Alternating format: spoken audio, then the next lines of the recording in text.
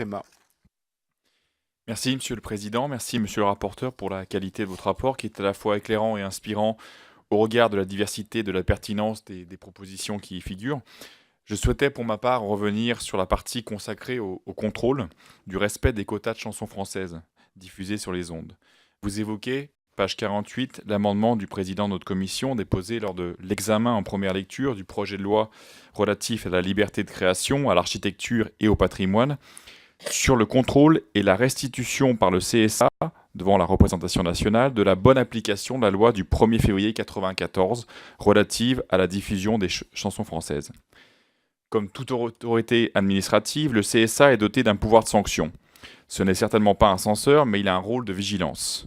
Or, ce pouvoir n'a été que rarement utilisé puisque, malgré un nombre important de mises en garde ces 5 dernières années, comme vous le rappelez, la dernière mise en demeure remonte à 2010. Il y a certes des coûts liés au contrôle et à l'exhaustivité de l'exercice, mais on peut néanmoins s'étonner qu'aucune poursuite n'ait été engagée alors que la ministre de la Culture et de la Communication relevait il y a quelques mois que certaines radios ne respectaient pas les quotas de diffusion de chansons françaises.